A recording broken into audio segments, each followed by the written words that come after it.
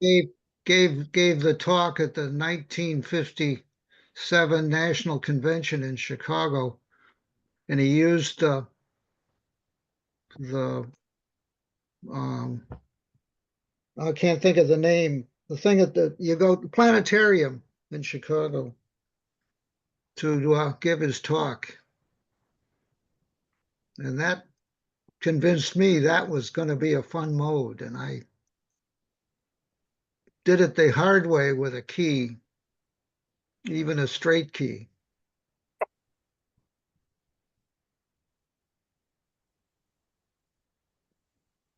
I was thinking of digging out the QSL cards and And the bringing them to straight the key. workshop, but And the straight key too, if you've got that. well, I still got the straight key. I got the same key. There's a link to history. I don't use it too often anymore, but it sits there.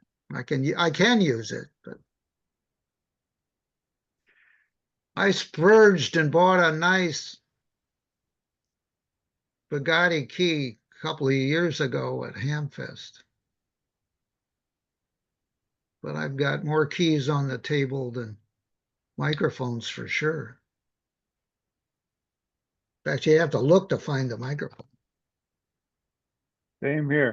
Have to dig it out of the drawer. I was remiss in not starting the recording early enough. So just as a brief review, we went over the science questions today. I'm going to post a couple of links to some military articles. Can you And go back to the science questions because I came in late? Sure.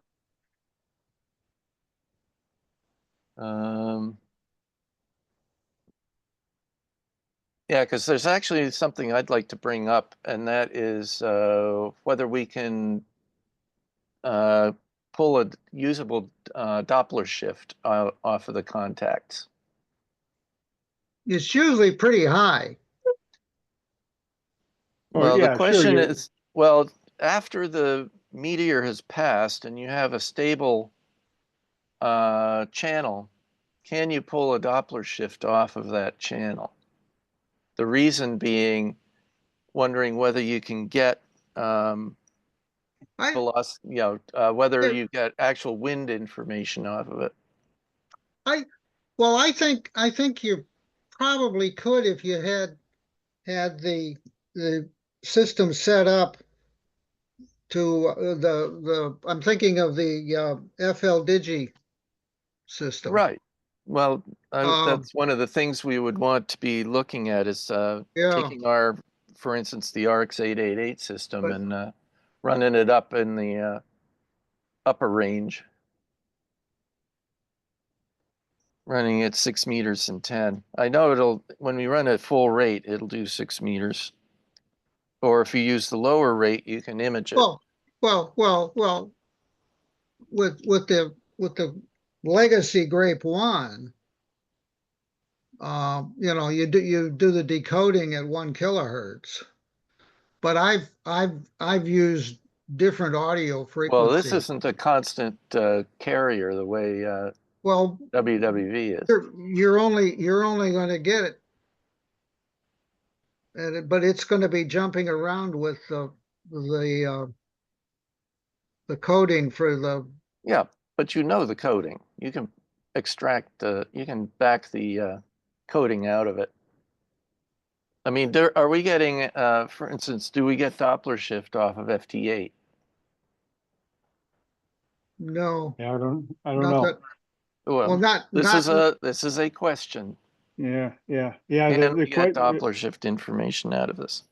Because well, the reason I bring this up is I was talking to Lynn Harvey after her talk on the polar vortex, and her basic scientific dilemma was that they don't have any wind data up at the 70 to 90 kilometer level. And I said, well, wait a minute, that's where the meteors are. So if we could actually get a way to extract wind data, that would be a big plus. Yeah, you need a long burst. Right. But Perseids are fairly large items. Certainly some of them are. You get some good bolides out of it. And so you should be able to get a stable channel, at least from some of the, Well, what you need to do, I think, Dave, is set up just somebody with a beacon and Mhm. then on a known frequency. Yeah, And well, then let somebody else or a group of us all listen to that frequency right, and you would get some readout right. So it may actually be in a separate seconds. experiment to the MSK 144. If we can use MSK 144 contacts and back the modulation out and get the Doppler shift, that would be great. But maybe we have a separate experiment running at the Yeah, same well, time. that's what I think I was Yeah, kind of proposing, Dave. well, we'll work on And that. I'd be glad to take part in that. Right. Um, The other thing to keep in mind too is that we're thinking short term, August and December of 2025. But I think Nathaniel made Right. the comment. He goes, Yeah. as we learn things, there's no reason we can't repeat this in 26 and 27, and we don't have to well, do all of our Right. science there's at once. Now I but know but I but but you can easily run the thing 24/7, particularly if you have a beacon's located someplace. Uh, but the randoms are pretty good at times, and so if you ran from like an hour before sunrise to an hour after sunrise or so every day, I think you could get a fair amount of data. yeah. Now I know that at 10 and I presume at 6, I haven't listened, but there are actually CW beacons. The Yeah, problem but there would be that they're they don't not have the stability. they're not necessarily Yeah, GPS locked. yeah. So but but But we may we may create some known beacons that yeah. are. Well, I'm thinking about beacons. I was sitting here the other night looking for aurora on 6 meters, thinking we need an aurora beacon on six Well, meters, but that's another total different thing. Yeah. But um, I are we getting away from the meteor scatter focus of the event though? When we start adding yeah, beacons yeah. and stuff, Yeah, so I'm Well, talking meteor scatter. like any conversation, it tends to drift. yeah. So let me swing it back a little bit. But David, as I put in number 5 here as a possible ag, this would be via meteor scatter propagation. You're thinking here, Right. okay? And you could put the note with the idea to not only pick up, well, the idea would be to pick up upper level winds. That would be the science question.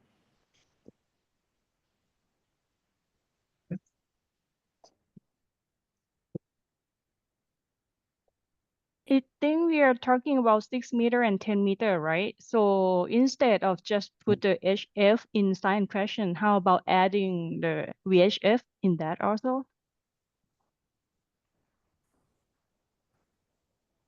Yeah, 6 meters is VHF. Yeah, I Well, think so. Correct. Well, the original thought was that there's not as much activity on 10 meters, and maybe we could stimulate people to do something new and different, and a little bit more hope of discovering the possibility of 10-meter meteor scatter or its usability. Well, I would think we would want to set it up for both bands.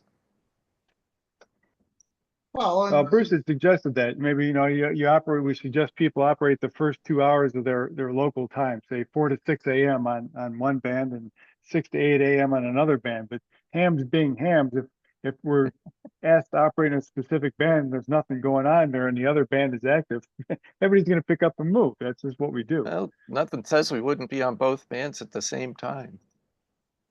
If So you've got normally enough, They're 20 don't megahertz apart. people don't operate like both band at the same time for comparison for ham. You can. Some stations, people have enough transmitters and antennas to operate simultaneously, but with the computer-aided modes, I don't know if you need, how many hands you need and how many sets of eyes you need to do that. Yeah, just curious. Like it's interesting to compare, data from two different bands. Absolutely. It's probably more likely that operators would go for 10 minutes on one band and then 10 minutes on the other band, the back and forth. That's what I was thinking. Is the Doppler shift the main target of this like campaign?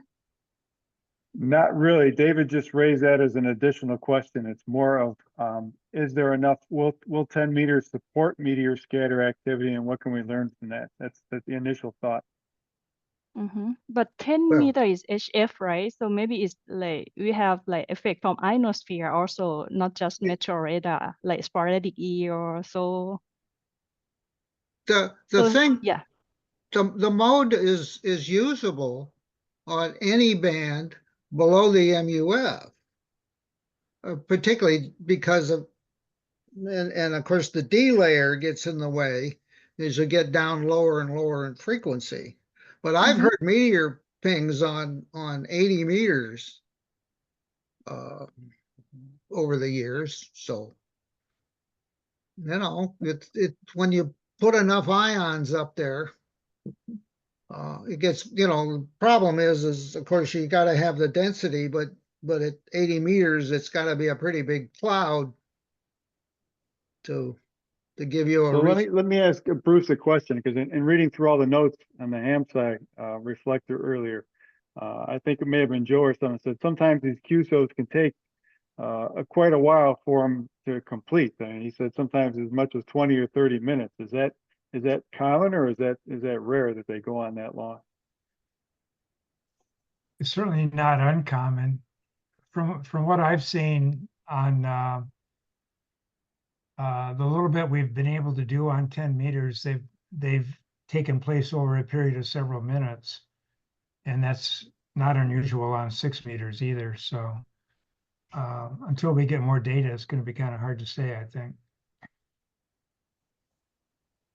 They aren't necessarily going to be 10 or 20 minute type QSOs. I don't believe. I don't think anybody was going to stick around that long. Right? No, I don't know. I'm just asking a question because based on what I read. So maybe those things are rare, and that's fine. No, I don't think they're so rare. Uh, in a good shower, I've worked plenty of people on CW in 10 minutes, but I've spent hours too. But it all depends how desperate you are for another state or another grid box.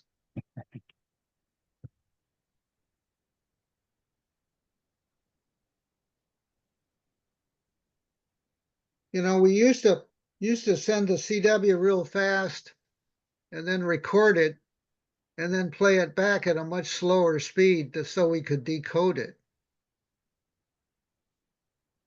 And now MSK 144 is doing that work for you. Yeah. And the 72 millisecond burst it's sending out repetitively within a 15-second period. Yeah. So when I think about the 15-second transmission period, that makes the 10-minute alteration between bands more reasonable now that I think about it. But you got to get the Roger.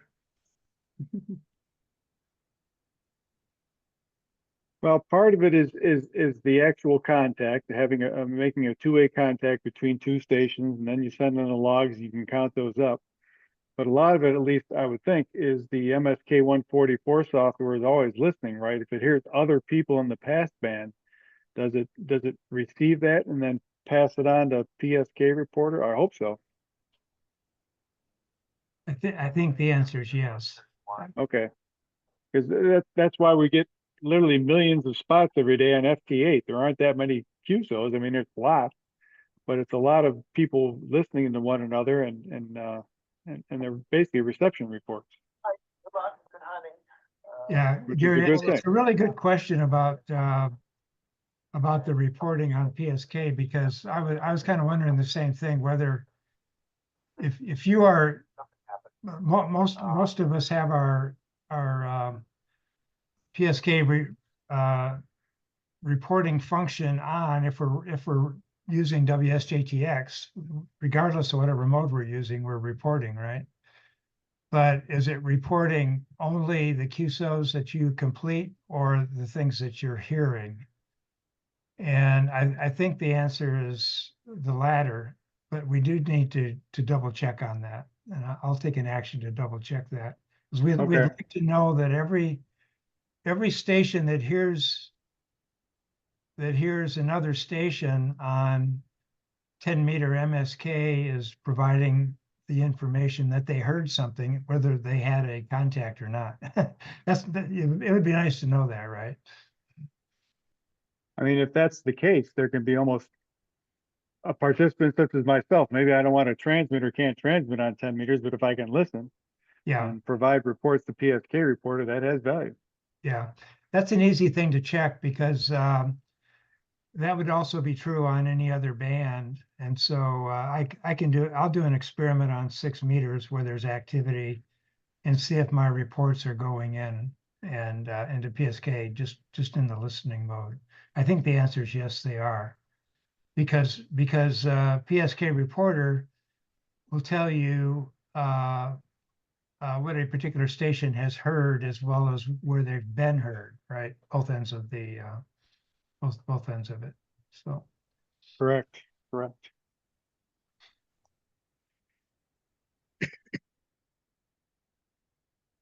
Okay, well, so we've got some things to learn as the 10-meter stuff plays out over the next couple of weeks.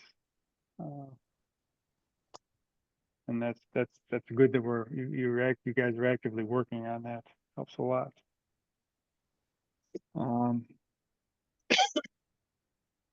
So the bands are a little bit up in the air. The modes were pretty well settled on MSK 144. And the dates we're going to work on or narrow it down to the peaks of the showers in August and presumably in December as well. That'd be December 13th and 14th. Just curious on my calendar when those. Yes, that's the Geminids? Yeah, that's a weekend. That's a Saturday and Sunday, the 13th and 14th. That's always been a good shower for me. There's also the Leonids in November. Yeah. Sometimes they can be a real meteor shower.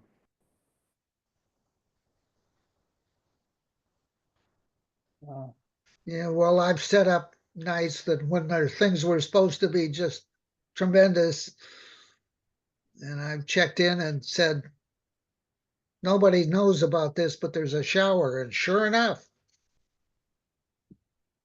it's just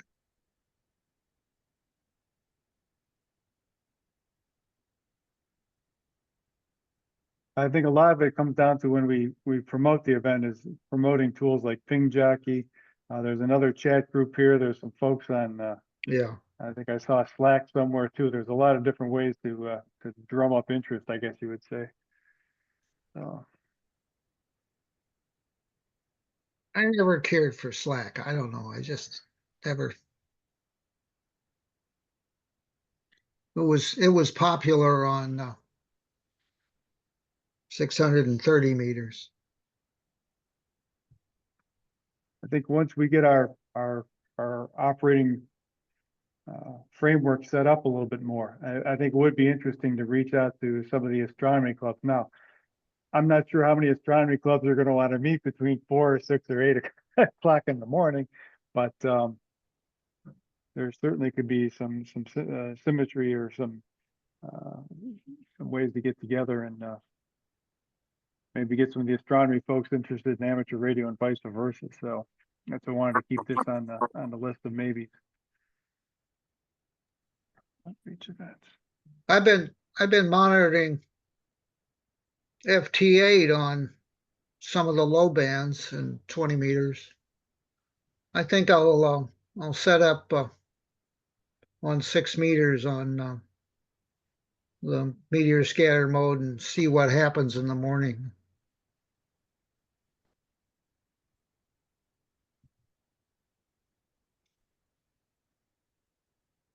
All right, well, I think we've gotten a fair amount of good input today, which was definitely needed. Any other comments or things that they'd like to see put in the notes for so we don't have to reinvent the wheel again?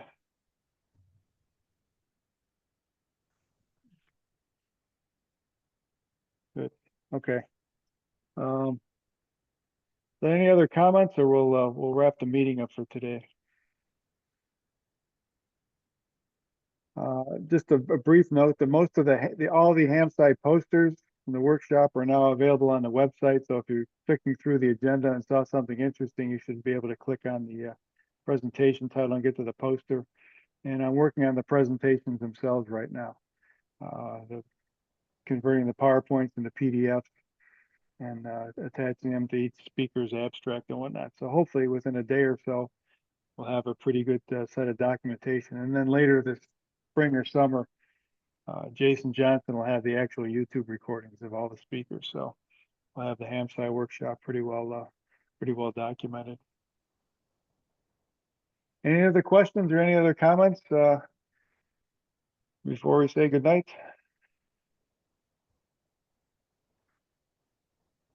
Good from here. Thanks, Gary.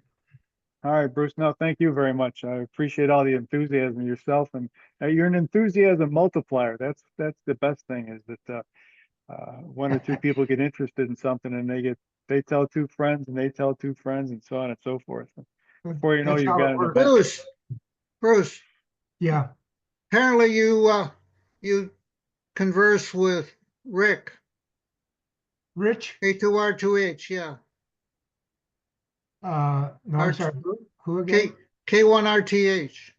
Is it Rick Suego or something like I knew him since 1967 when I Yeah, moved out here. The call sign is vaguely familiar, but I don't know. The Rich K1HTV That's the one that's who I'm thinking of. Yeah. Yeah, Rich is on the other side of town from me. He's about 10 miles away. Oh, And okay. on Saturday mornings or whenever we're operating, we've both been operating on the and the same cycle so that we're not interfering with each other, right? And so yeah, he has a great deal of experience in this whole area. Just if you chat with him sometime, just say W1XP K9AQP portable one is what I started with, but he knows me. Okay, well, We worked 2 meters together. We worked 160 together. yeah, I think Rich has worked everybody in the country, well, at least. Yeah, probably Maybe, or at maybe least the world. once. Right. Okay. Anyway, See you. I saw your name, your call, and his next to each other, so I figured you knew each other. Oh, yeah. Okay, take care. All right, good. All right, have a great week, everyone, and we'll see how things go. And put a notice out next week about next week's meeting, or if we take a week off or not. I'm not sure, so we'll figure it out. All right, everyone have a Take care, great week. Gary. Thanks 73. for all your Thank you, participation. Gary. Have a good one, everyone. Bye-bye.